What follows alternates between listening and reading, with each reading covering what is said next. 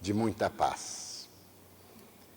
Certo príncipe persa havia vivido na companhia de um jovem que se lhe tornara um amigo devotado. Era filho do grão-vizir. Amigos íntimos preparavam-se para encontrar a verdade. Para ambos, a verdade era um desafio. E por isso mesmo, quando mais tarde o rei da Pérsia desencarnou, o jovem príncipe foi levado ao trono e convidou seu amigo para que se lhe tornasse o grão-vizir. Na primeira oportunidade, ele pediu ao amigo que reunisse os mais sábios da corte do reino, fazendo uma síntese do conhecimento universal, para poder ajudá-lo a ser justo, governando com sabedoria, proporcionando paz aos súditos e desenvolvimento ao reino. O jovem grão-vizir, com 25 anos, reuniu as personalidades mais nobres de todo o reino e, por 10 anos, trabalhou com esses gênios para fazer uma síntese da história universal, apresentando o que era a verdade. Terminada a tarefa ciclópica, acercou-se do amigo rei e disse-lhe: logramos reunir o conhecimento universal em 70 obras, nas quais encontram-se a verdade, a sabedoria e as diretrizes para uma governança justa e nobre. Mas o rei, aos 35 anos, estava muito preocupado com as problemáticas de um período de escassez de alimentos. Estava tentando encontrar soluções para a fome que se alastrava pelo reino e pediu ao amigo que sintetizasse, porque 70 livros seriam muito difíceis de ser lidos, especialmente por quem apenas de pouco tempo podia utilizar-se. E o amigo, novamente reunindo os sábios, pôs-se à tarefa gigantesca de sintetizar aquelas 70 obras, de maneira que fossem possível reduzidas, proporcionar ao rei a sabedoria que ele tanto buscava. E 10 anos depois, aquelas 70 obras estavam sintetizadas apenas em 10. E o amigo, aos 45 anos, acercou-se do monarca que se encontrava no front, defendendo seu país de invasores perversos. E disse-lhe que ali estavam apenas 10 livros, que ele poderia compulsar para poder conhecer a sabedoria e mergulhar na verdade. Mas o rei lhe disse como? Noites indormidas, perspectivas de invasão do nosso reino, traição e vindita. 10 obras são muito livro para ler. E não disporia de tempo, por favor. Reduza-me a apenas um livro. Porque através de um livro eu poderei folheá-lo e mergulhar no seu conteúdo. E o amigo se foi, reuniu outra vez os sábios, e por 30 anos esteve tentando sintetizar a sabedoria universal e a verdade relativa que se conhece na terra. E por fim, acercou-se do rei ancião, aos 75 anos. Também ele já estava com as energias esgotadas. A vista havia perdido o brilho. O jovem pertigado curvava-se ao peso dos anos e das reflexões, e visitando o monarca, meditando em torno do destino do seu povo, acercou-se-lhe e, ante uma interrogação com sobrolho, sem palavras, ele respondeu: meu rei, o povo sofre. A grande síntese é que existe a dor na terra. A verdade é que todos sofremos. É muito provável que esse arquétipo do imaginário universal, a busca da verdade, o encontro com o si profundo, haja levado Siddhartha Gautama, o príncipe, após a iluminação, a cantar as suas nobres verdades, asseverando que tudo é sofrimento. E logo depois do seu discurso no Parque das Gazelas, ao sul de Benares, olhar a multidão e, em grande silêncio, tomar de uma rosa e pronunciar o inesquecível sermão sem palavras. A busca da verdade. Até onde vai o nosso pensamento? O ser humano está levantando-se do primarismo para a grande vertical da verdade. Na fase inicial, ele encontra-se envolvido pelas águas na intimidade abissal dos oceanos. Está mergulhado no ventre do cosmo. E lentamente, à medida que ele surge barbatanas e guelras, e logo depois se transformam em patas, e ele sai da intimidade das águas, ele tocando o solo em que se apoia, ou rastejando como os ofídeos, sem dispersar a madre uterina do planeta em que nasceu. No processo antropológico da evolução, vai abandonando essa entrega quase total para a fase quadrúpede, posteriormente bípede, passando pela experiência de estar completamente solto no ar, porém mergulhado na atmosfera, saindo da horizontal para a grande vertical divina. Foi em razão disso que Jesus asseverou: eu sou o caminho da verdade e da vida, conforme Joana de Ângeles. Porque se ele houvesse dito que era o caminho, a verdade e a vida, ele seria Deus. Por ser Deus, a verdade absoluta. E a mensagem de Jesus, o caminho para o encontro com essa verdade.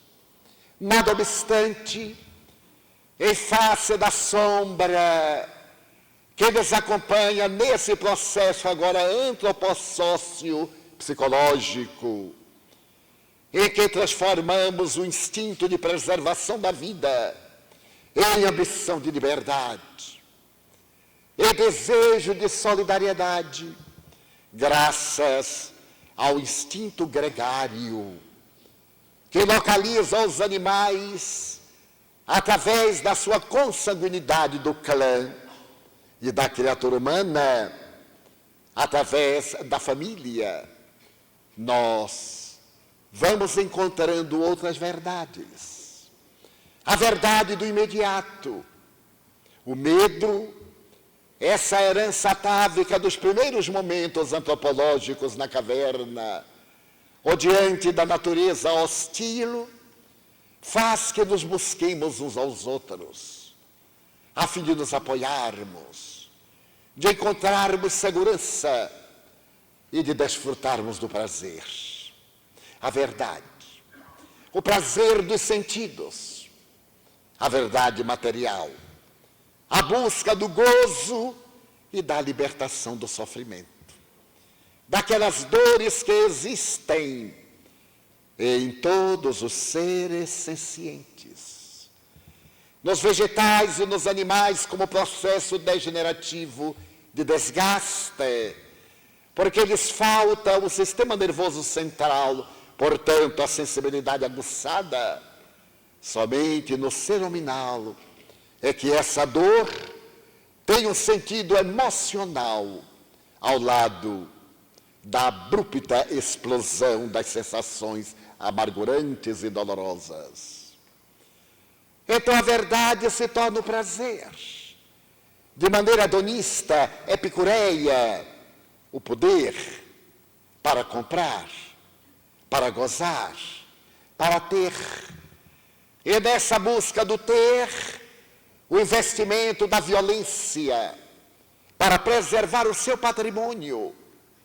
E a sombra, aquele medo atávico, através da astúcia animal, que se confunde com a inteligência, para podermos sobrenadar nesse útero imenso de uma sociedade difícil.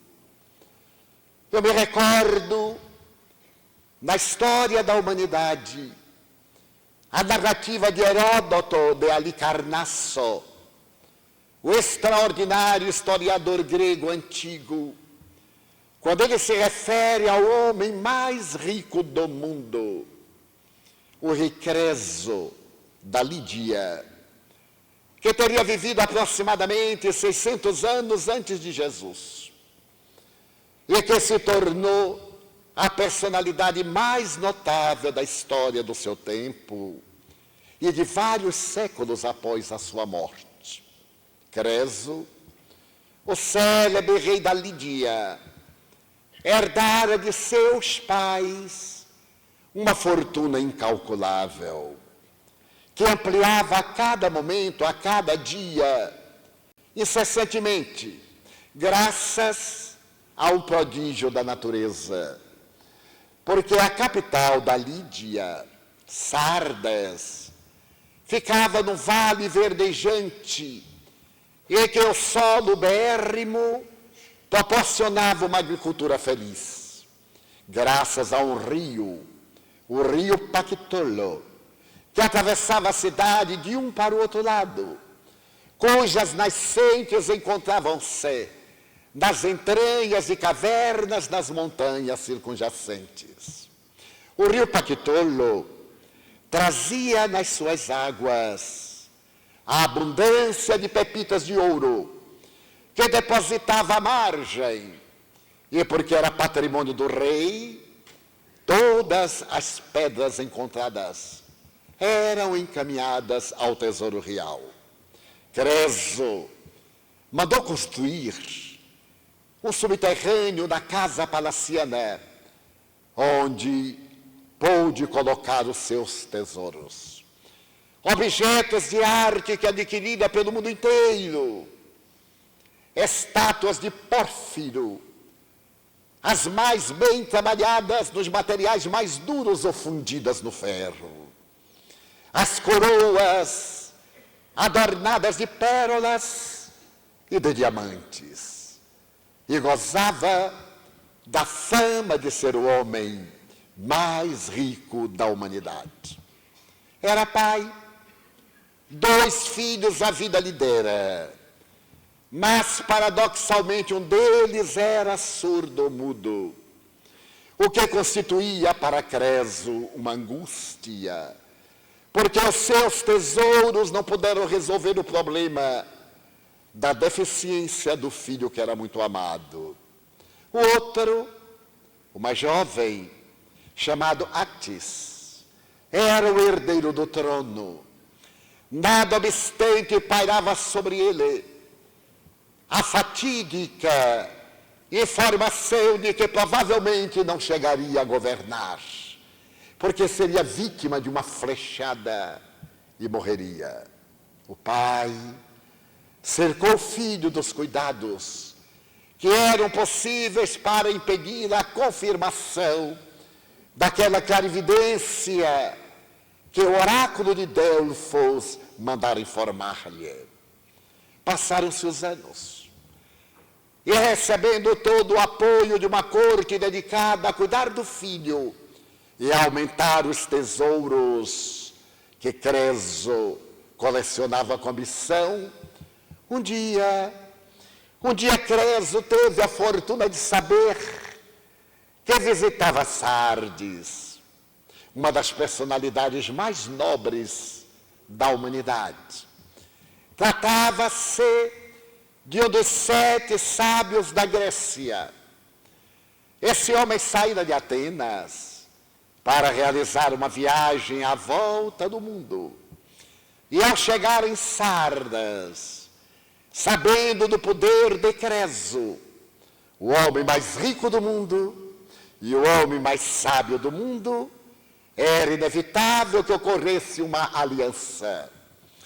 A aliança fez-se através de embaixadores. E então, Creso, entusiasmado, convidou a nobre personalidade para que viesse almoçar no seu palácio. Em realidade, Creso desejava, acima de tudo, exibir o seu poder, apresentar a sua glória, demonstrar a Solon que havia a verdade do poder temporal nas suas mãos, na razão direta, e que da sua inteligência havia a verdade da sabedoria. Pode-se imaginar o banquete preparado para Solon. Depois dos bailados e das músicas, do desfile dos acepipes por mais de 3 horas, como era hábito, Creso convidou o sábio para que ele visitasse os subterrâneos. Desejava deslumbrá-lo. O poder temporal, essa necessidade que temos de exibir o ego, o conflito interior, mascarado pela sombra que nós disfarcemos com o nosso ego, para que ninguém perceba o labirinto das nossas angústias. E como era inevitável, o sábio, que era despojado das coisas da terra, porque havia encontrado a verdade do ser, não a verdade do ter, deambulou pelas várias salas, e à medida em que Creso chegava a cada setor, mostrava-lhe o que a habilidade artística humana podia fazer ao peso de ouro. E dizia: Senhor, este espécime é único. Aquela coroa está com a pérola de Ofir, a gema mais preciosa que a humanidade jamais contemplou. E o sábio olhava com um sorriso jovial, quase indiferente. Depois de percorrer as várias câmaras, subiram, e então Creso, fascinado, perguntou a Solon: Senhor, desde que sois o homem mais sábio da terra, eu gostaria que me dissesseis que é o homem mais feliz do mundo. É óbvio que ele esperava a resposta. E então Solon, depois de reflexionar um pouco, disse-lhe: eu conheci em Atenas um jovem chamado Telos. Era um jovem portador de beleza apolínea. Dedicava-se a cuidar da família. E quando os seus faleceram, por amor a Atenas, ele entregou-se para ser útil, a fim de preservar a grandeza e a glória da nossa cidade de sabedoria. Creio que Telos é o homem mais feliz que eu jamais conheci. Nunca se queixou, jamais demonstrou qualquer tipo de ambição. Era jovial, alegre na amargura, e não bebeu a taça do desencanto quando a família pereceu. Então penso que o homem mais feliz que eu jamais conheci é Telos. O rei foi tomado de uma frustração e disse: mas como? Então diga-me qual é a segunda pessoa mais feliz da terra, que o Senhor haja conhecido na sua longa jornada.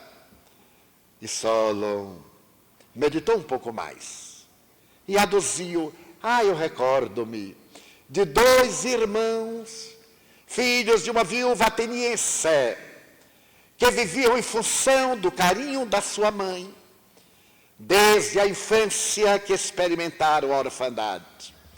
E cercaram sua mãe de carinho, de ternura, de devotamento.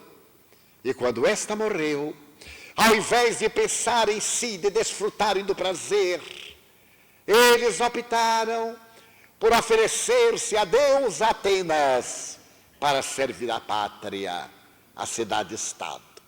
Então penso que esses 2 jovens foram as pessoas mais felizes que eu conheci depois de tê-los.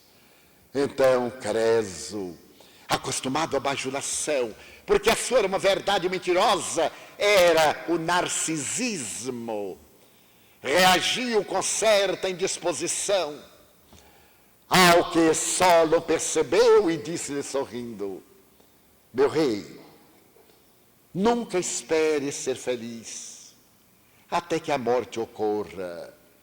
Eu vos posso dizer que somente podemos aquilatar da felicidade do indivíduo depois que experimente a morte. Isso foi.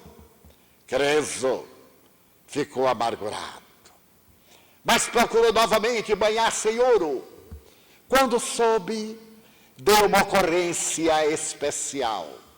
Midas, o célebre rei mitológico da Frígia, aquele que tudo quanto tocava transformava-se em ouro, e amargurado pediu aos deuses para que o libertassem dessa imposição grandiosa e absurda, porque não podiam sequer sorver um líquido ou mastigar um pedaço de pão. Ele havia experimentado um drama muito grave com seu filho Adasto, e tomado de revolta, mandou o filho para o exílio. Quando Creso soube que Adasto, jovem da idade de seu filho Atis, estava no exílio, mandou buscá-lo e recebeu na casa palaciana com todas as honras, de maneira que demonstrasse a Midas que ele havia agido com justiça. Midas, rancoroso, prometeu vingar-se de Creso. Adasto era um jovem hábil nas artes da guerra, e ao lado de Atis, ali praticamente situado na fortaleza palaciana, do bosque, nos jardins, da floresta, um dia propôs-lhe uma caçada. Não poderia haver nada mais fascinante do que caçar javalis, que somente os havia além das fronteiras, limites do palácio. E Atis, como todo jovem sonhador, aceitou o desafio. E numa madrugada, ludibriando a guarda, Adasto e Atis evadiram-se do palácio e foram caçar javalis das florestas próximas. Mais tarde, um pastor contará o que aconteceu. Os 2 jovens perseguiam uma manada de javalis, quando um deles extraviou-se e Atis foi atrás. Adasto preparou a flecha e o arco. Era verdadeiramente um deus caçador. E vendo que em um pequeno amontoado de plantas silvestres havia uma movimentação, ele estirou o arco, disparou a flecha quando se levantou Atis, e a flecha trespassou-lhe o peito, matando-o, conforme o veredicto dos deuses. Creso recebeu o filho morto e preparou-lhe as exéquias, ali colocado sobre a essa, na sala principal do palácio.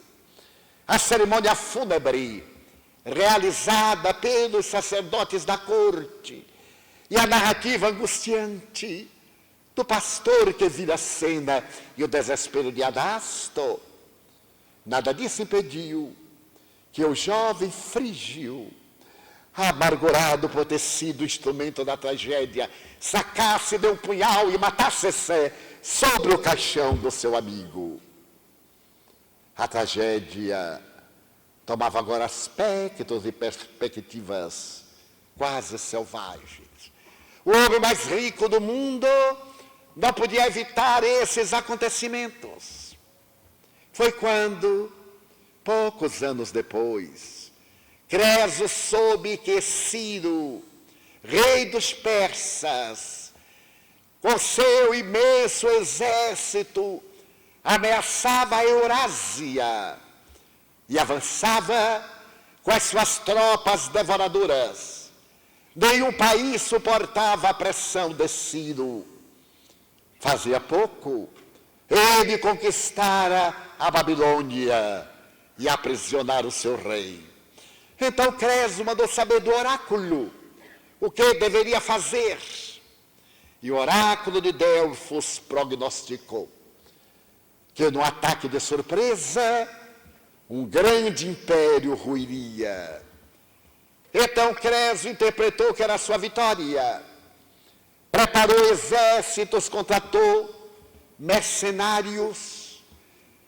E quando as tropas de Ciro estavam a regular distância, ele impensadamente optou por avançar e atacar, sem saber que Midas, o rei da Frígia que o odiava, havia negociado com Ciro oferecer alimentos e soldados para se vingar de Creso. É a política do mundo. E, naturalmente, nas primeiras batalhas, as tropas comandadas por Creso foram dizimadas. E ele recuou desesperadamente na direção de Sardas, a grande capital fortificada. Mas Ciro era impiedoso. Parecia que as suas tropas eram gafanhotos em uma epidemia. Avançaram implacavelmente e foram conquistando palma a palma Lídia. Sitiaram a cidade, incendiaram-na. E um dia, amargurado, com perspectivas infelizes, Creso debruçou-se no parapeito da janela do palácio para olhar dos jardins a batalha terrível e destruidora dos persas, esmagando os lídios. E debruçado ali, na sacada, ele não viu quando o soldado persa adentrou-se pela câmara e com uma lança em riste preparou-se para atirá-la no rei que estava de costas. Mas o seu filho, surdo-mudo, estava no reposteiro onde podia ver a porta de entrada e a janela em que estava o pai. Narra Heródoto de Alicarnasso, historiador insuspeito, que o jovem foi tomado de um estupor, vendo que o pai seria assassinado, deu um grito: não mate! Ele é o rei. O soldado titubeou, atirou a lança que se cravou na madeira da janela. E Creso voltou-se, mas não pôde impedir ser aprisionado. As tropas adentraram-se pelo subterrâneo e a soldadesca começou a apanhar tudo aquilo que lhe aprazia, porque este era o prêmio da vitória concedido por Ciro. E logo depois, a cidade em chamas, o palácio destruído, não ficando quase pedra sobre pedra. Creso e a família, a mulher e o filho, os escravos e os servos, foram arrastados à praça principal, na qual estava um mastro de madeira, onde ele foi atado a cordas. A noite descia lentamente sobre Sardes. Os céus estavam plúmbeos da fumaça e avermelhado pelas labaredas. Então Creso foi atado ao poste para a incineração. Foram colocadas achas de lenha. Quando então veio um dos sicários para atear fogo, e então Creso, acompanhando a destruição que seria seguida pela morte, lembrou-se de Solon e exclamou com amargura: ó Solon, como tu tinhas razão! E fechou os olhos. Casualmente, entre aspas, o vitorioso passava por ali, do seu animal preferido, e ouvindo falar o nome de Solon, o sábio, Ciro, que era discípulo de sabedoria de Solon, perguntou-lhe: por que chamas por Solon, o homem mais sábio da Grécia? E então o rei vencido redarguiu: porque um dia ele me disse que somente sabemos de ser felizes ou não depois da nossa morte. E quem és tu? Eu sou o dominado rei da Lídia, Creso. Aconteceu algo inesperado, porque Ciro, diante do inimigo, que era o homem mais poderoso do mundo há apenas alguns dias, e que agora lhe estava como um trapo, teria pronunciado as seguintes palavras: libertem-no. Eu desejo que a história saiba que Ciro Conquistador salvou da morte o rei vencido, porque se algum dia também eu for vencido, eu gostaria que fizessem comigo o que estou fazendo com ele. E Creso foi libertado com a sua família. E por gratidão, ajoelhou-se diante do conquistador e ofereceu-se para ser auxiliar. Desejava retribuir o dom da vida com todas as horas disponíveis para a governança de Ciro, que havia estabelecido a partir daquele momento o maior império do seu tempo. E que Ciro aceitou, levou para a Pérsia e o colocou como administrador dos seus bens. E quando morreu, antes de partir, pediu a Creso que fosse o preceptor do seu filho Cambisas, que mais tarde será também o rei da Pérsia. Essa história extraordinária de Heródoto de Alicarnasso fala-nos de muitas verdades. A verdade relativa do poder, a verdade relativa do ter e a verdade real do ser. No homem poderoso do mundo e pobre de valores espirituais. E daquele sábio pobre de coisas materiais e rico de sabedoria. Foi Cícero, o notável historiador e filósofo latino, quem escreveu esta frase extraordinária: a história é a pedra de toque que desgasta o erro e faz brilhar a verdade. Então a história é essa pedra na qual nós faiscamos o metal para ferir-lhe a qualidade. A história nos dá uma paisagem extraordinária para encontrarmos a verdade básica, através da experiência grandiosa ou de fracassos daqueles que nos antecederam no passar do tempo. Quando o notável historiador Will Durant resolveu contratar 10 historiadores para escrever uma síntese da história da civilização, ele logrou, em um largo período, escrever 40 livros que sintetizavam como o jovem grão-vizir do rei persa, a história da evolução da humanidade. E essa obra notável de Will Durant, sua mulher e os grandes historiadores, pretendia ser uma síntese de tudo o que aconteceu na história. Porém, amargamente, Will Durant escreve um pós-fácil, no qual ele coloca: a história não ensinou nada às criaturas humanas. Os erros humanos, apesar da história, repetem-se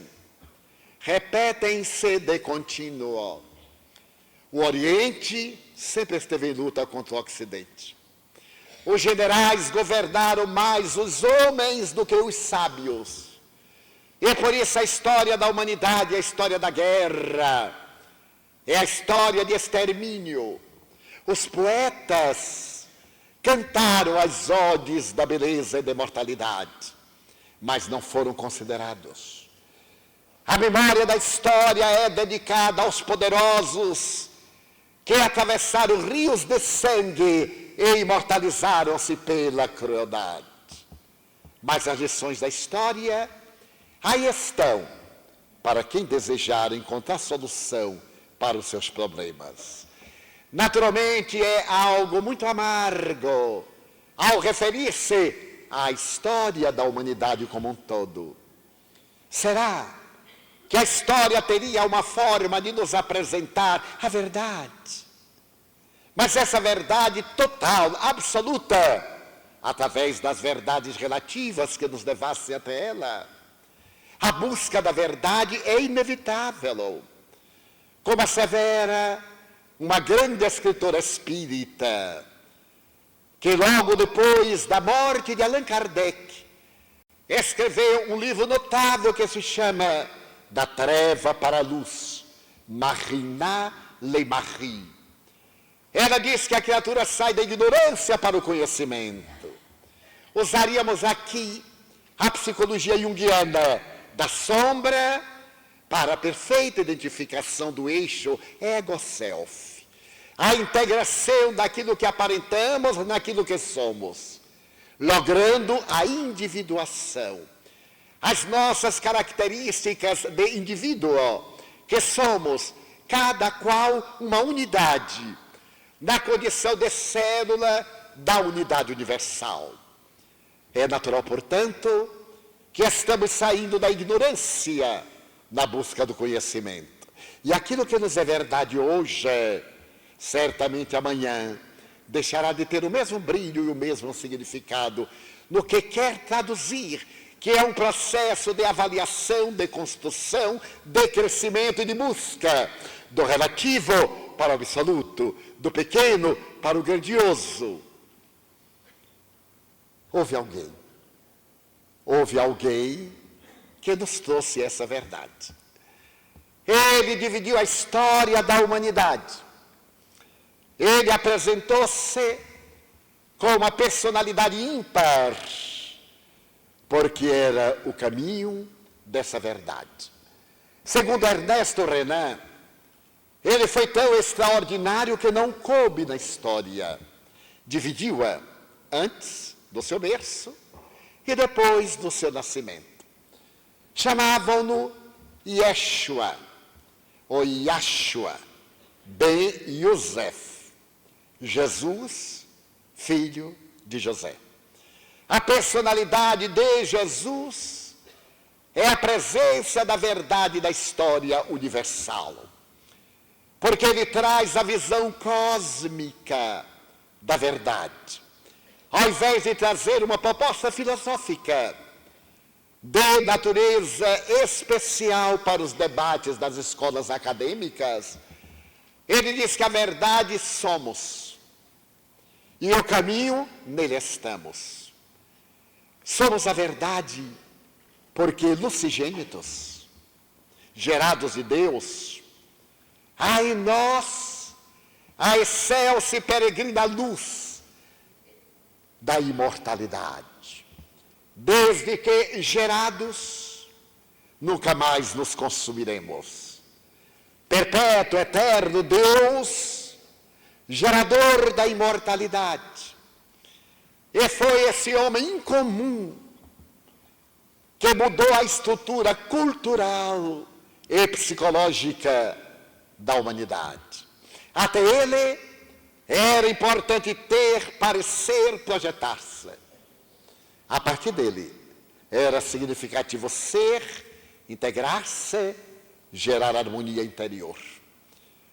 E foi exatamente ele quem, através de parábolas, para que tivesse um caráter duradouro, para que permanecessem sempre vivas e vibrantes em todas as épocas, parábolas.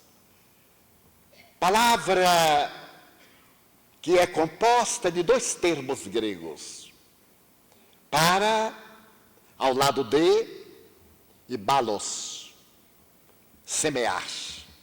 Parábola significa semear, ao lado, atirar sementes, à frente e na lateral. Por que falais por parábolas, Senhor? Perguntaram-lhe os seus discípulos. Porque a vós vos é dado entender, mas a eles não. Aqueles que ainda estavam na infância psicológica, eles veem, mas não enxergam, ouvem, mas não discernem. Então é necessário que a parábola seja apresentada para que quando possam enxergar, então vejam e assim compreendam. Então esse homem extraordinário utilizou-se da mais moderna psicopedagogia, na metodologia dos símbolos. Nós somos escravos dos símbolos. O que são as palavras se não símbolos? E ao lado desse símbolo do gestual, a criatura humana, herança do animal, que exterioriza as suas sensações e os seus choques no gestual, no arregalar dos olhos, no eriçar o pelo, no agredir ou no recuar. A criatura humana também tem no gestual a sua história, que as parábolas conseguem completar. Nós nos utilizaremos do mais belo evangelho, considerada a obra de literatura mais formosa que jamais alguém escreveu, o evangelho de Lucas, o médico, convertido pelo apóstolo Paulo numa viagem marítima, quando ele estava numa embarcação comercial, exercendo a profissão de esculápio. Lucas, dizem os especialistas em literatura, escreveu uma das mais belas sínteses de toda a mensagem de Jesus.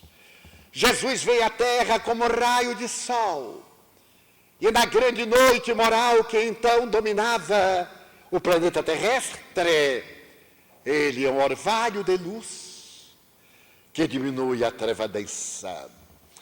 E para poder ficar na memória dos séculos, não somente ele age, mas ele também fala.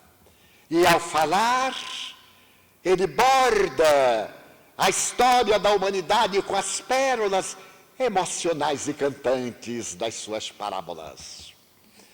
Quando realiza a viagem de despedida e vai da Galileia subindo à Judeia, às portas de Jerusalém, nessa viagem, ele conta 15 parábolas. Lucas anota-as, outros também. Mas nos fixaremos em Lucas, principalmente na parábola de número 15, porque ela é portadora de lições as mais preciosas. Jesus estava sempre cercado pelas multidões. A luz esbatendo as trevas, a estrela derramando a suavidade, o amor ao alcance de todos.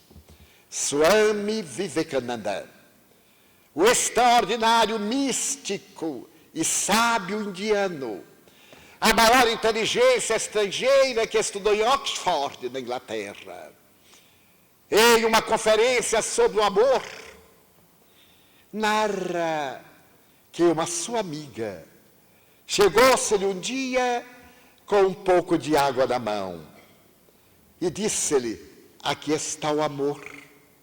O amor é como essa água que nós carregamos. Ela tem um sentido de grandeza, de permanecer em nossa mão enquanto a sustentamos. Se nos deslumbrarmos demais e desejarmos reter, fechando a mão, a água escorre entre os dedos. Assim é o amor. Quando nós queremos retê-lo em nós, ele escapa.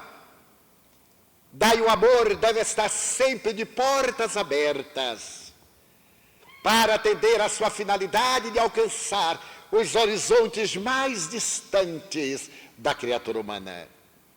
Assim era Jesus. A alma aberta, com as mãos distendidas para ajudar.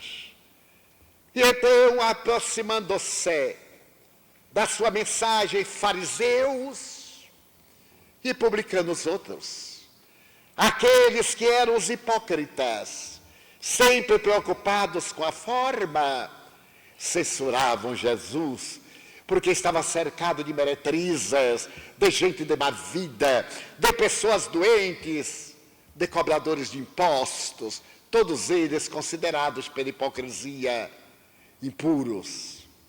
Então, estando certo dia Jesus com essa farândula, e comendo com eles e alimentando-se com eles, chegaram alguns fariseus e representantes das autoridades, e de uma maneira jocosa e ácida, perguntaram aos discípulos: por que o teu mestre opta pela gente de má vida, e é um comilão, beberrão, e está sempre com esta gente? Ele, que estava acima da craveira comum dos infelizes, redarguiu com um sorriso: mas não são os doentes que necessitam de médico? Nós acrescentaríamos: não são os esfoimados que exigem pão, e os sedentos que necessitam da linfa refrescante?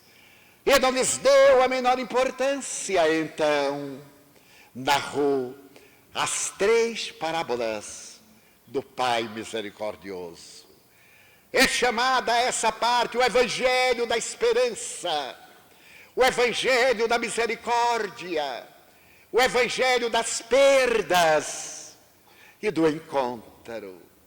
Todos nós temos perdas e raramente temos encontros. Todos necessitamos de esperança.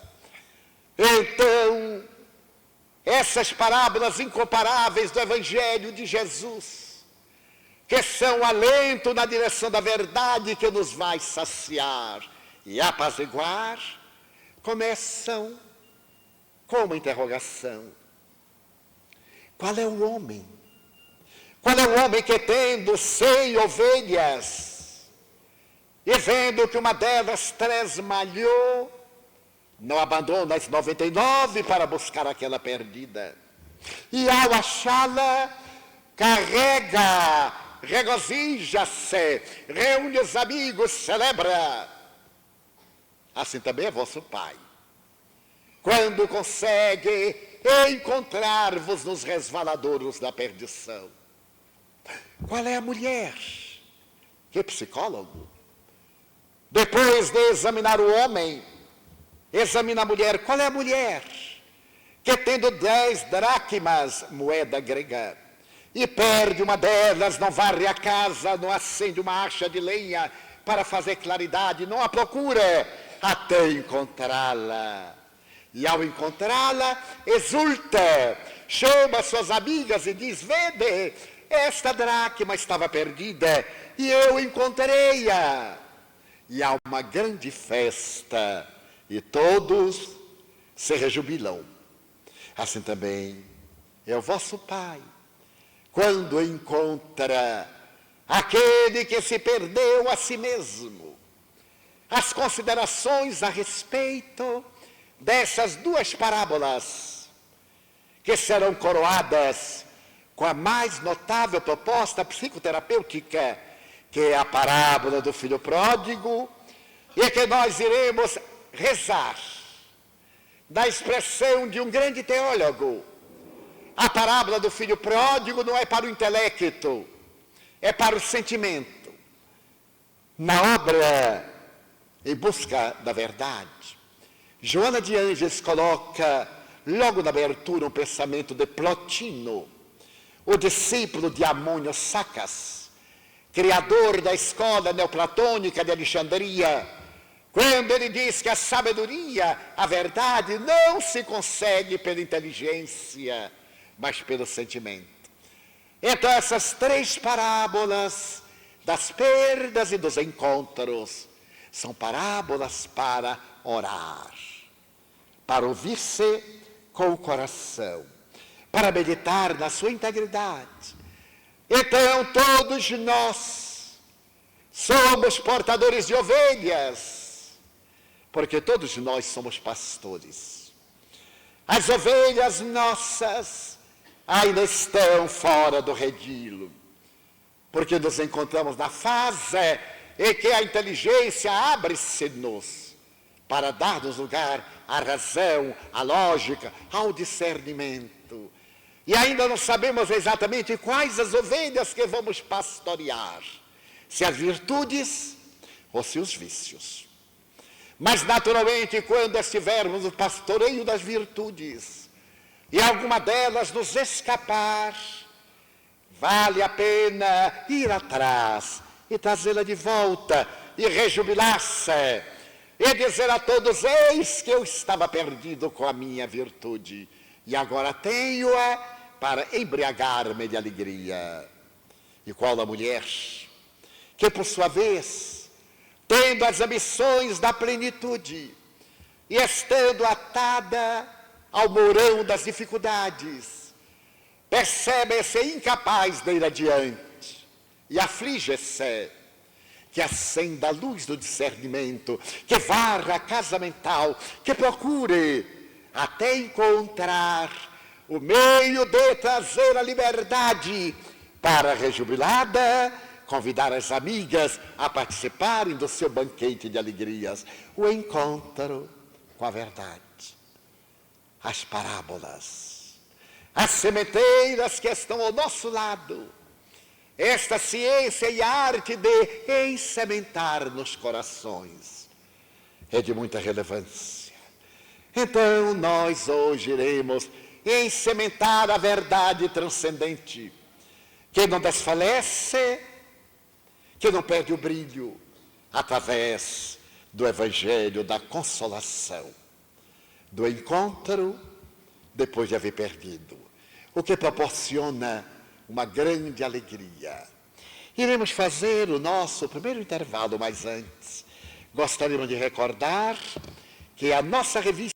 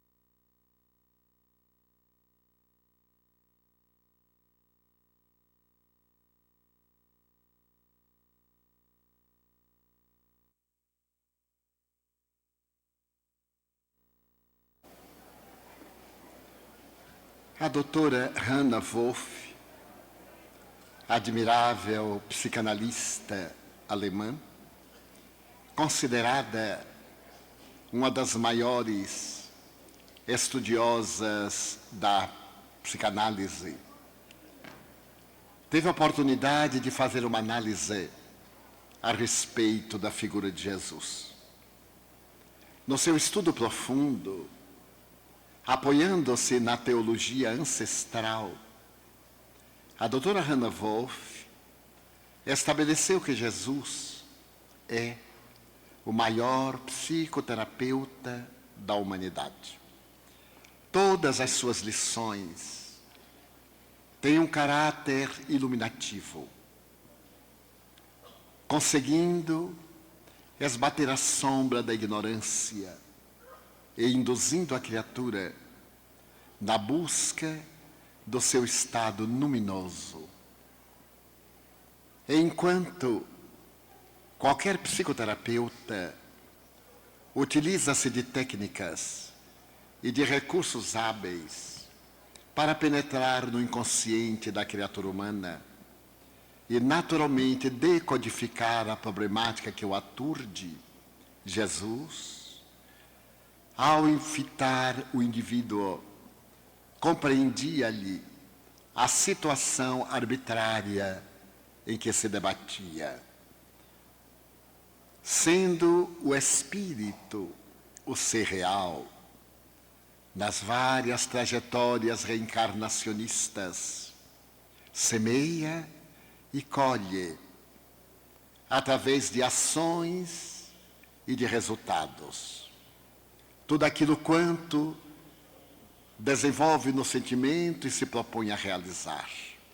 E por isso mesmo, saúde e doença constituem o binômio da realidade existencial geradora de sofrimento, geradora de alegria. Jesus, por isso mesmo, ocupa um lugar especial na memória dos tempos e no íntimo do indivíduo, como sendo o arquétipo da transcendência divina que proporciona alegria e, ao mesmo tempo, oferece libertação. É essa figura incomparável de que nos utilizaremos para darmos prosseguimento à nossa busca da verdade.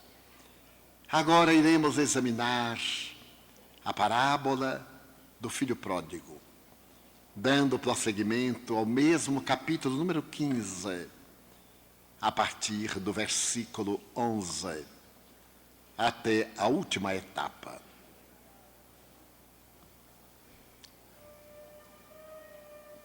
Um homem tinha 2 filhos. Disse o mais moço a seu pai: meu pai, dá-me a parte dos bens que me toca. Ele repartiu os seus haveres entre ambos.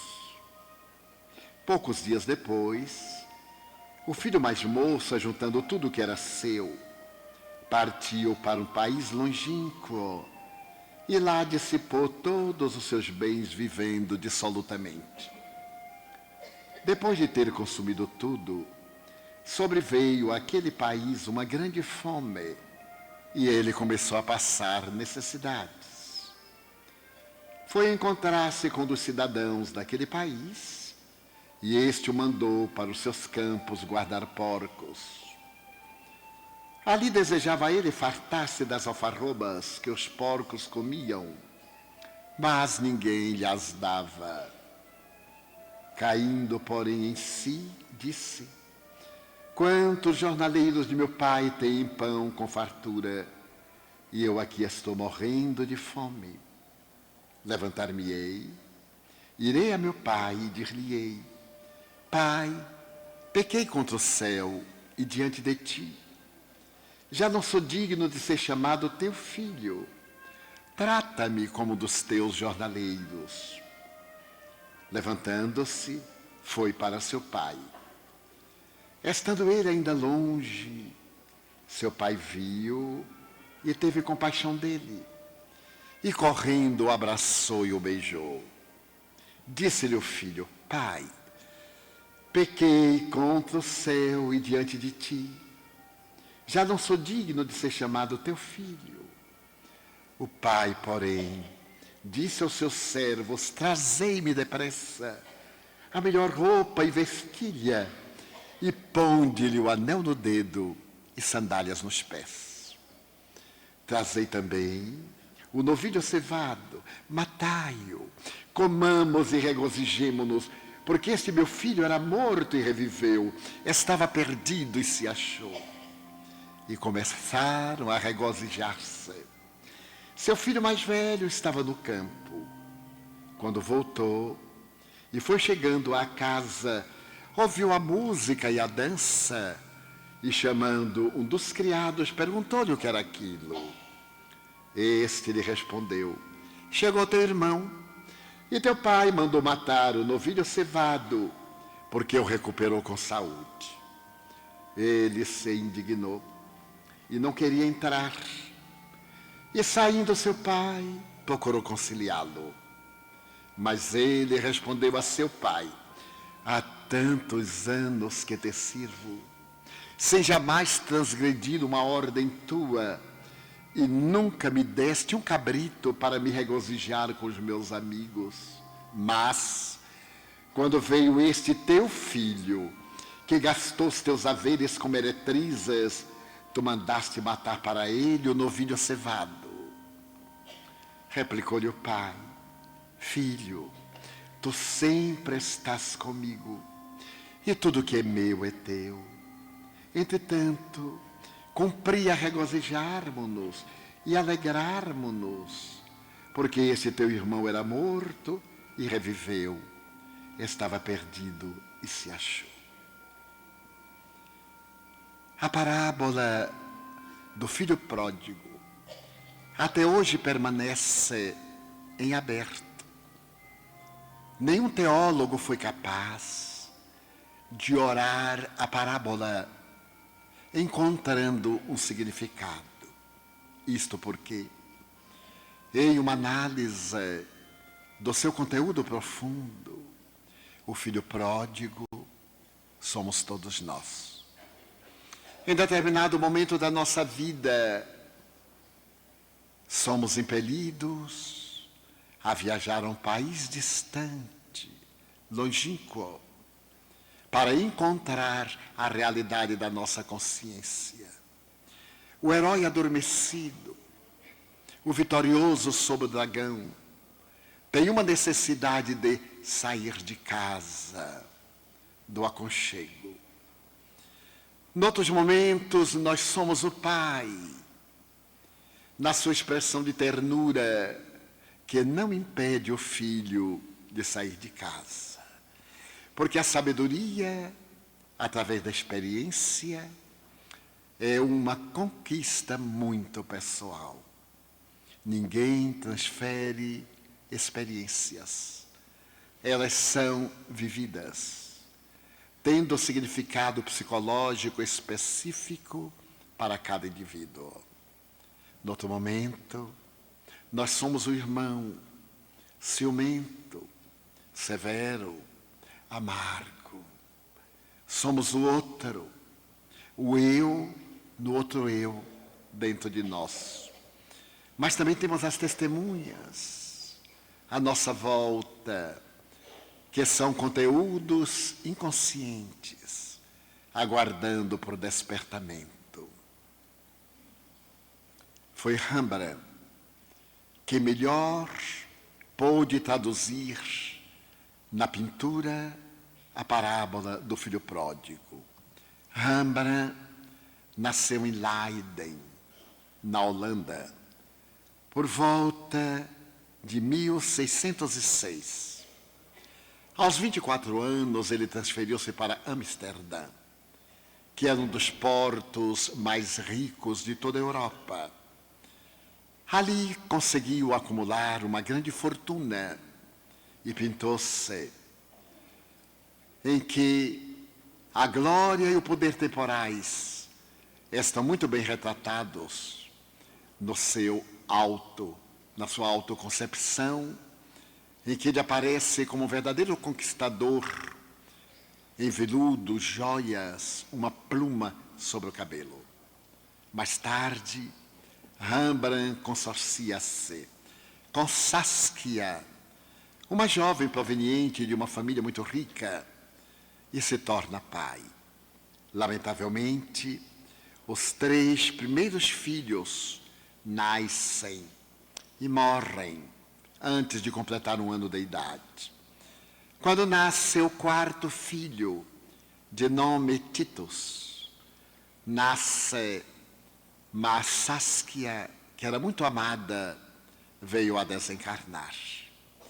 E Tito continuará ao lado do pai, que agora sem a proteção feminina, o apoio materno, essa complementação da ânima, do ânimos do indivíduo, entrega-se ao desbordamento das paixões, a uma vida viciosa, de conquistas, à plurissexualidade, até que encontra uma outra mulher que o enriquece de alegria, proporcionando-lhe a recuperação emocional despedaçada.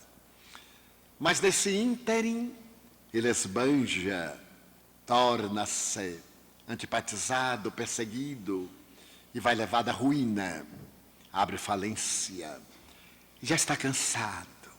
Os seus quadros são motivos de controvérsia e ele vê-se obrigado a transferir de residência para um bairro miserável de Amsterdã, depois de haver entregado todas as obras de arte, o palacete em que vivia, tudo, e uma grande dor tomou de conta da alma. Morre Titus, o seu filho, e novas sombras caem sobre ele. Estava agora com 63 anos de idade. Então resolve pintar, mais ainda idosos, cegos. Ele é o artista único do claro e escuro. Ele penetra nas sombras da alma e numa peregrina luz que vem da alma. Os seus quadros, como a ronda noturna, têm uma claridade interior que somente Rembrandt consegue traduzir. Faltando 2 anos para desencarnar, ele então pintou a volta do filho pródigo. É considerada uma das telas mais notáveis da humanidade em todos os tempos. A rainha Catarina Grande, 100 anos depois, mandou buscar a tela, que custava uma fortuna, e colocou-a no Museu do Hermitage, em São Petersburgo. Na época, Stalingrado, variou de nome várias vezes, e no Hermitage ela tem um lugar de destaque. Depois da Segunda Guerra Mundial, Stalin vendeu 10 obras de Rembrandt aos Estados Unidos. E desejou também vender A Volta do Filho Pródigo, mas o curador do museu correu o risco de perder a vida e opôs-se, dizendo que era uma obra cum da pintura universal. Ainda se encontra lá, luminosa, uma verdadeira oração no gestual da pintura, liberando os arquétipos mais profundos do indivíduo. Esta obra imortaliza com as outras o gênio de Rembrandt.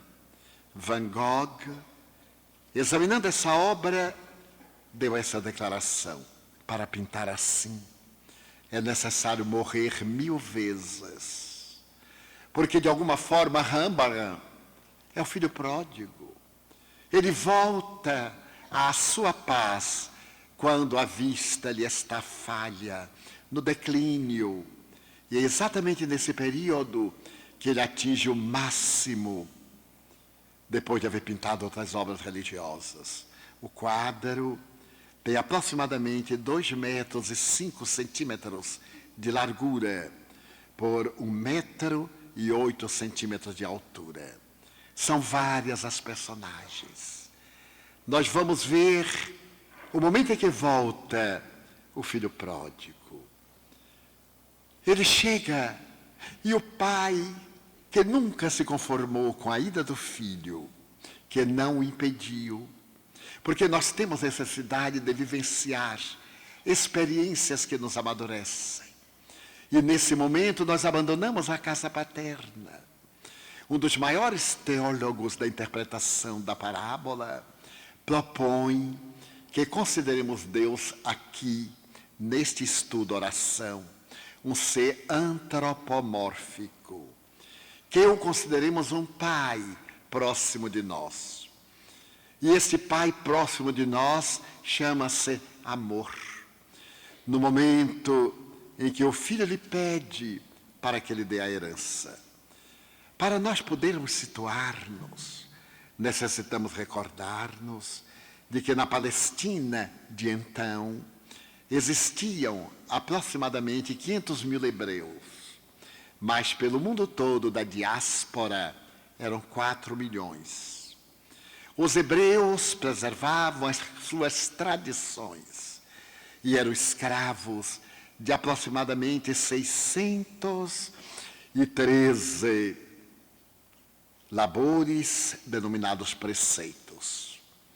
365 deles eram dedicados aos dias do ano, nos quais o indivíduo tinha permissão ou não para poder tomar determinadas atitudes. E os outros 248 correspondiam às obrigações para com o corpo. Para entendermos bem a parábola, é necessário entender que o filho podia pedir ao pai a sua herança quando chegasse à idade adulta. E o pai repartia a herança, reservando metade para si, 1/3 para o filho, no caso, uma metade para aquele outro filho, porque eram 2. Mas a partir daí o filho, que recebeu a herança, não tinha mais direito nenhum. Se nós colocarmos isto numa linguagem psicológica, nós pedimos ao nosso Pai a dádiva da reencarnação. E Ele dá-nos a oportunidade. Então nós vamos ao país longínquo do corpo físico e reencarnamos-nos. Invariavelmente, utilizamos do corpo físico com as paixões perturbadoras, aquelas que consomem as nossas energias. Falta-nos o amadurecimento psicológico do self. E acreditamos que a vida tem o sentido do prazer. As meretrizas são a sensualidade, o erotismo, a gula, o embriagar dos sentidos. E nós nos entregamos até o momento que chegam as experiências e faltam-nos as forças. Abate-se sobre esse país longínquo uma fome, um estio, uma seca muito longa. E nós batemos as portas de um e de outro. E o que é que nós recebemos? A ingratidão daqueles com quem repartimos os nossos tesouros, a alegria, a juventude, o prazer.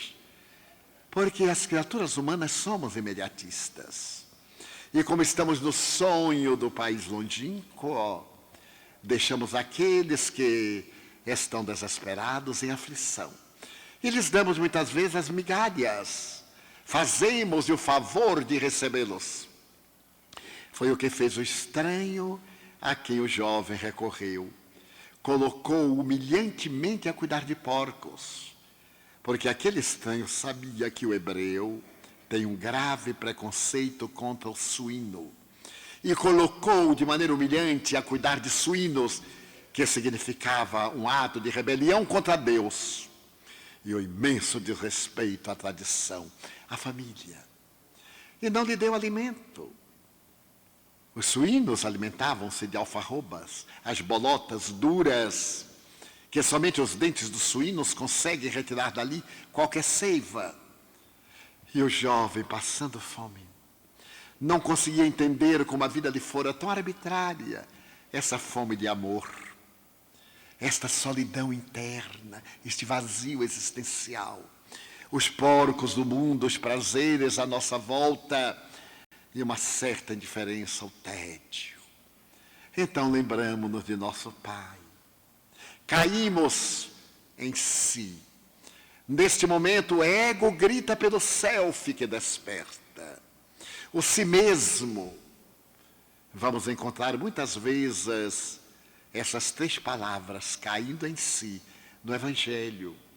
Vamos encontrá-la, por exemplo, quando uma mulher encantadora e meretriz, caindo em si, e verificando que a vida não tinha outro sentido, foi procurar Jesus. E entregou-se-lhe, iluminou-se, e tornou-se a primeira testemunha da ressurreição, do nascer de novo.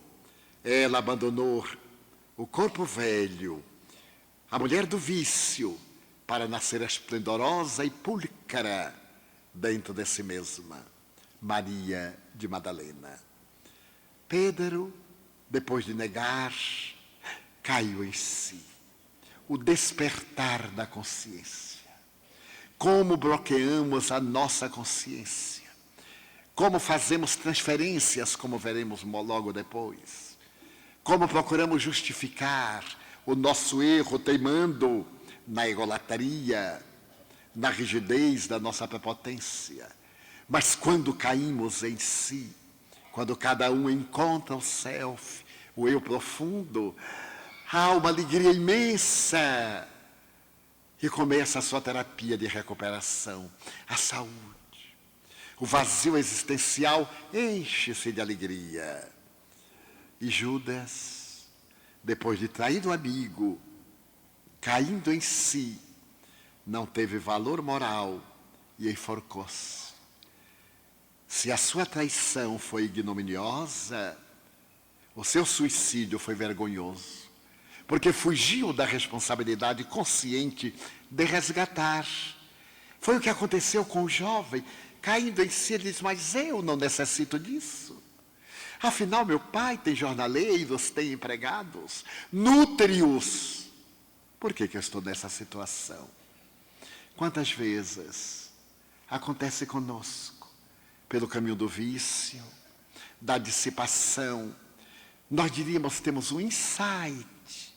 Meu pai é generoso, meu Deus, Ele é antes de mim. Ele me aguarda de braços abertos. A todos Ele trata com bonomia e com misericórdia. Ele favorece até o recém-chegado, o da última hora, e dá-lhe o mesmo direito daquele que chegou na hora própria, mais cedo. Então Ele me há de atender. Ele oferece pão, agasalho aos seus servos, então Ele me dará também a mim. E então, caindo em si, Ele corre, Ele viaja. E o pai, que tinha certeza que ele ia voltar, é uma sutileza da parábola. O pai o vê. Por que o vê? Porque estava esperando. Apesar dos olhos cansados, estava sempre olhando quando o filho ia voltar. O amor é assim. O amor não se ressente. O amor não se impacienta. O amor não cansa. O amor de Deus está sempre conosco. Então foi o pai quem correu para ir buscá-lo. Um teólogo franciscano disse que Deus tem paixão por nós. E basta que nos abramos e Deus nos invade, nos enriquece. É o sol, é o ar, é a beleza, manifestações do presente de Deus, da ternura de Deus. E então o pai corre e abraça-o. Então o filho encosta a cabeça na área emocional, no plexo solar do pai, e já se justifica: pequei contra Deus e contra ti. Já não sou digno de ser chamado teu filho. A partir deste momento, chama-me teu jornaleiro. Mas o pai, que o ama, abraça-o, cinge-o ainda mais, coloca-o quase no regaço e estreita-o. Então, as suas mãos agora vão tocar o filho esfarrapado.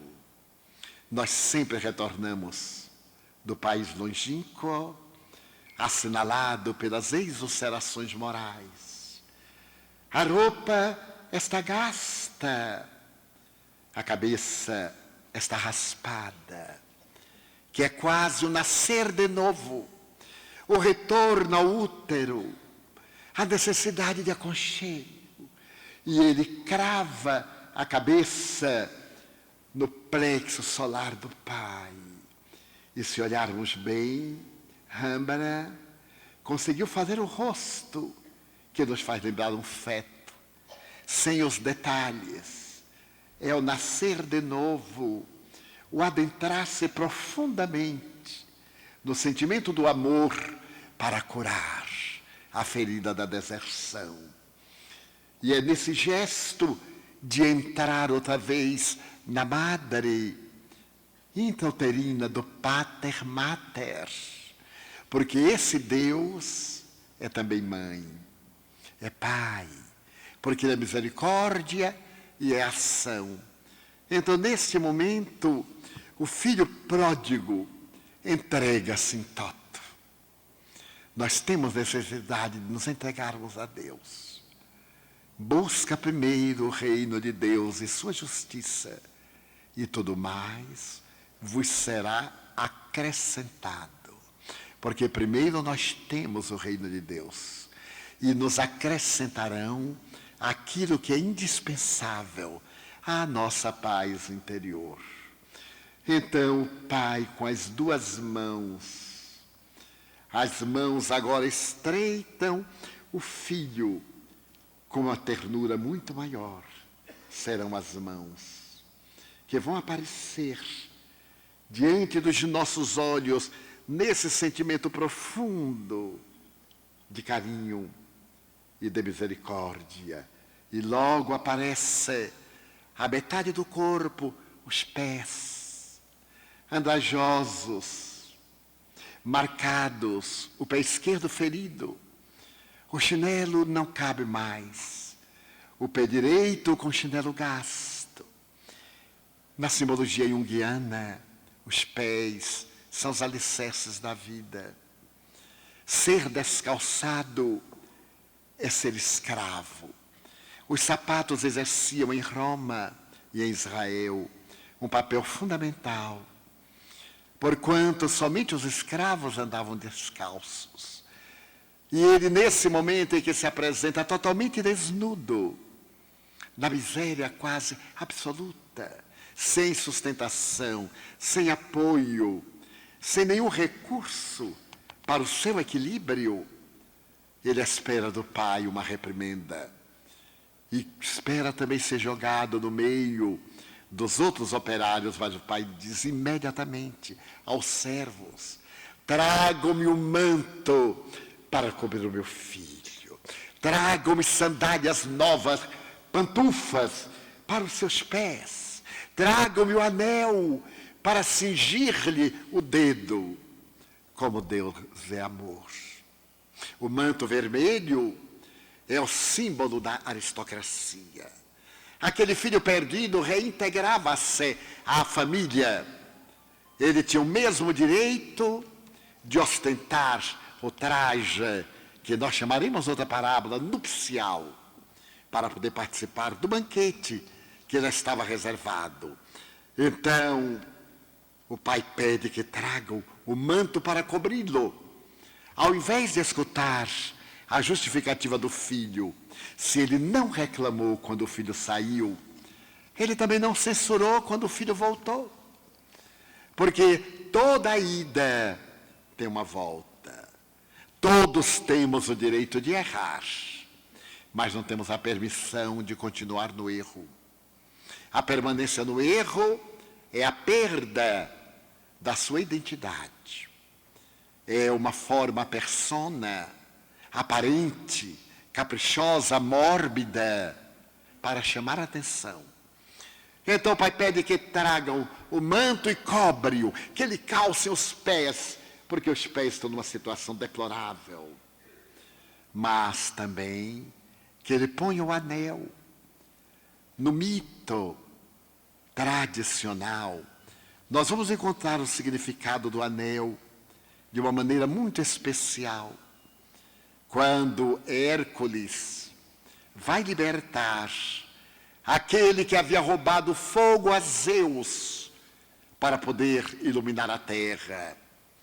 E Zeus, que havia prometido puni-lo, de uma maneira perpétua, a rocha permite que Hércules liberte Prometeu, mas que ele traga no anel um pedaço da rocha. Então o anel é símbolo de aliança, é o símbolo de união com Deus, é o símbolo da fraternidade.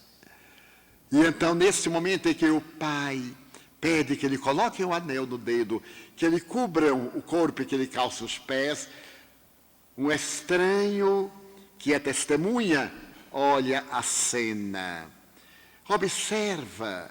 Talvez ele seja um convidado que estava en passant na residência do pai e acompanha a cena. Ele está, de certo modo, interrogativo. Mas logo também aparece o rosto de uma mulher no claro escuro. Como Rembrandt consegue arrancar da sombra interna nossa a ânima, o lado feminino, e o ânimos, o lado masculino, para haver uma perfeita integração. Na nossa mudança de atitude perante a vida, as duas testemunhas seriam o que o apóstolo Paulo vai dizer de nossa existência. Há uma nuvem que vos acompanha, uma nuvem de testemunhas. Nada ocorre em nossa vida que não esteja acompanhado por uma testemunha. Mas logo quando o pai está no júbilo e manda matar a novilha, manda matar outros animais e prepara a festa, o filho, que estava no campo, vem para casa. E ao chegar à casa, antes de entrar, vê o bulício, a festa. O irmão mais velho, muitas vezes somos nós, ressentidos. Temos sempre motivo para estar magoados. Estamos sempre auto-justificando a inferioridade. Sempre nos consideramos em segundo plano. E então, ressentido, amargurado, ele toma uma postura muito grave, dura. E nós vamos ver essa postura quando ele se apoia ao cajado, procurando segurança. O cajado é o símbolo do apoio. No Oriente e na China, era uma espécie de instrumento para afastar as forças negativas. É um bastão psicológico. Muitas vezes utilizamos desses bastões psicológicos determinados hábitos caquetes, determinadas expressões viciosas, para podermos apoiar o nosso conflito e irmos adiante sem resolver. Então nós vamos ver a postura dele magoado, as mãos seguras, autoprotegendo-se, as mãos apoiando o plexo solar, porém fechadas. Um olhar duro é o nosso lado sombra, aquele que erra contra nós, dificilmente terá uma chance. Mas Joana de Ângeles, examinando essa postura no livro Em Busca da Verdade, ela diz que era também ciúme.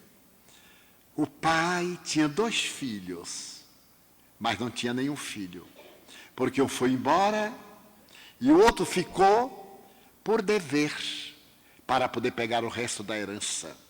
Já tinha a sua parte, mas ali estava de olho aberto, esperando o pai morrer para entrar na outra parte, não por amor, nem por fidelidade. E por quê? Porque logo ele reprochou o pai. Quando o pai veio chamado e pediu para ele adentrar-se, ele resmungou: para este teu filho. É uma reprimenda, não era seu irmão, era o filho do pai. Para este teu filho tu dás o novilho cevado, e para mim, o ego. Para mim que fiquei ao teu lado, não foi por amor, foi por negócio. Nunca me deste um cabrito para me regozijar com os meus amigos. Nós sempre pensamos que a conquista de amigos é através de coisas, que nós não temos valores intrínsecos para conquistar as pessoas. É um dos conflitos dos poderosos da terra. Eles sabem que a maioria daqueles que se lhes acerca é para explorar, é por causa da sua posição social, da sua posição política, religiosa, monetária. E por isso são pessoas vazias, secas, como cajado, ressequidos. Esquecem-se de que nós amamos a pessoa em si, e não o que a pessoa tem. Durante muito tempo eu ouvi falar sobre cartão de crédito. E como o meu salário não dava para eu pagar o meu salário, eu nunca tive cartão de crédito. Certo dia eu tive um problema numa viagem e era necessário cancelar o voo e adquirir um outro bilhete. E um amigo estava ao meu lado e percebeu o meu embaraço, porque eu não tinha o dinheiro para tirar uma outra passagem. Mais tarde, na sua residência, ele me disse: Edivaldo, eu fiz um cartão de crédito para você. Porque naquele tempo, para fazer cartão de crédito, deveria ter uma certa importância. Hoje não. Quanto menos a pessoa tem em dinheiro, mais cartão carrega. E então eu fiz esse cartão de crédito para você. Para que você, no momento de dificuldade, possa solucionar isso e aquilo. Eu fiquei tão embaraçado, sem nenhum pudor, nem nenhuma hipocrisia. E então eu disse-lhe: mas eu gosto de você, não é do que você tem. Desculpe-me, mas eu não vou aceitar. Porque se eu aceitar esse cartão de crédito, eu fico com um grande débito em relação a você. Então desculpe, mas procure sentir que eu tenho por você uma grande estima. Porque um dia a senhora dele disse-nos à mesa: todos os amigos do meu marido são amigos do que nós temos. E eu estava presente. Ela disse para mim. Como eu sou baiano e sou louro, demoro de raciocinar, só tenho 2 neurônios, não entendi na hora, ou fiz de conta que não entendi. Mas eu percebi o que ela quis dizer. Aliás, não percebi não, ela disse, com todas as letras. E aí, na frente dela, eu disse-lhe: eu gosto de vocês. Primeiro, eu não sabia que vocês eram ricos. Eu concluía que eram pessoas independentes, pela aparência, pelos veículos, pela casa. Mas como nunca lhes perguntei nada, porque eu nunca pergunto nada a ninguém por hábito. Nunca. Quanto tem, quanto ganha, com quem mora, se é casado, se é solteiro, não me interessa. Interessa-me a pessoa em si. Então, desculpe, mas eu não aceito. É o conflito de que muita gente pensa que o amigo é amigo das coisas, quando nós devemos ser amigo da pessoa, querer bem a pessoa, sorrir com seu êxito, chorar com a sua dificuldade. É muito fácil chorar com o sofrimento do outro, mas é muito difícil sorrir com seu êxito. Então, o irmão mais velho, fechado, as mãos fechadas, ciumento, achava que somente merecia do pai, pelo menos no cabrito, sentia-se discriminado. E o pai, que é todo ternura, lhe diz: mas meu filho, tu sempre estás comigo. E como é um bom psicólogo, o pai lhe diz: o que é meu é teu. Não é necessário que eu te dê, já é teu, legalmente. Utiliza-te, ou espera que eu morra. Então, essa parábola nos leva a grandes reflexões, reflexões profundas. O cajado está ali recurvado, a mão está contraída. É o nosso apoio. Podemos considerar o cajado também o nosso orgulho, a nossa prepotência, a nossa vaidade. Quando nos despirmos desses atavios, dessas bengalas psicológicas, das bengalas do poder terrestre, nós nos descontraímos. E diz Joana de Ângeles que, embora aparentemente a parábola esteja em aberto, o seu irmão, ao voltar, e sabendo da mágoa que devorava o seu irmão mais velho, foi até ele e disse-lhe: não venho buscar nada. Eu já encontrei o essencial, o amor de meu Pai, o perdão. Não te preocupes, porque eu não vou competir contigo. O que é teu, o meu já é meu. Então eu quero estar apenas ao teu lado. Então diz Joana de Ângeles, que se poderia completar a parábola, o irmão mais velho deu-lhe a mão, e os dois foram. Numa simbologia, nós deveremos dar a mão àquele que está ressentido conosco, procurá-lo, libertar-nos do ressentimento a que fazemos jus, mas que amargura muito aquele que é ressentido, porque produz toxinas cerebrais e aflige o indivíduo e às vezes mata-o. Dessa forma, a parábola do filho pródigo é a nossa viagem na direção de Deus. Mas aí está o Pai, esse Pai generoso, cujo olhar é penetrante. Rembrandt conseguiu fazer um pater mater. Nas mãos, anteriormente, nós podíamos ver que a mão direita era feminina, a mão esquerda era masculina, uma mão rude, segurando o corpo do filho. A mão direita delicada, de dedos longos. A mão esquerda com uma renda no pulso, a mãe. A mão direita com uma terminação natural.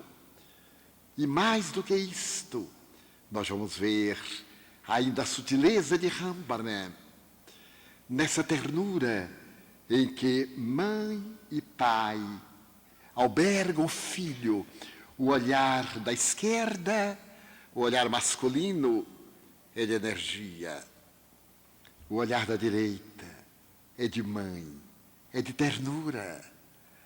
Então Deus Pater Mater está sempre aguardando por nós.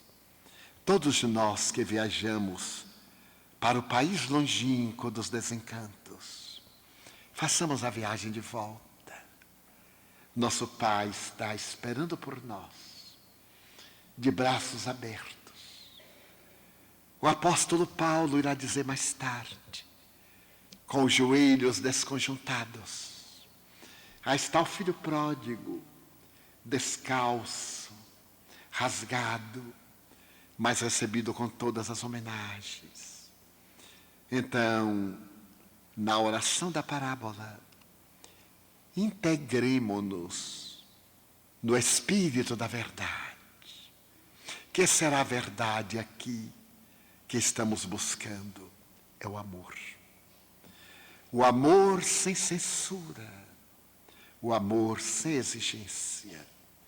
O amor que somente doa nesses dias tumultuosos, de tanta deserção, tantos filhos que se vão do lar paterno, materno, tantos pais, tantas mães, que vão para o país longínquo da loucura e deixam na orfandade os filhos, tantos amigos que desertam, tantos irmãos mais jovens e mais velhos que delinquem e tantas testemunhas que observam.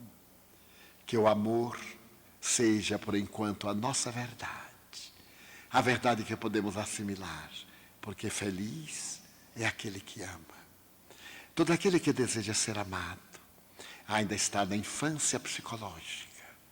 Por isso, a criança maltratada que trazemos da infância vive sempre eriçada, está sempre magoada, quando deveria estar alegre, renovada. Foi por isso que, ao iniciarmos o nosso workshop, a canção deste casal, de Júnior e de Priscila, foi uma forma de ânima e ânimos, integrando-nos na poesia mágica do amor, exaltando a vida em memória das nossas heranças divinas. Continuemos orando a parábola do filho pródigo. E nessas 2h30 do nosso intervalo, meditemos. Elaboremos algumas questões para a partir das 14h30 prosseguirmos respondendo às interrogações que nos sejam feitas. Muita paz. Somos filhos de Deus. Bem-vindos de retorno do país longínquo ao reino do amor.